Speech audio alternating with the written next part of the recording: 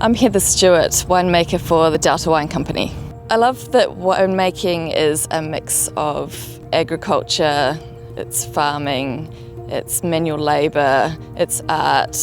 Everyone's very passionate in the wine industry, and I love that it also goes hand in hand with food and travel and all the good things in life. Our philosophy with the Delta Wine Company is to really produce wines that express the terroir and the vineyards that they're grown on.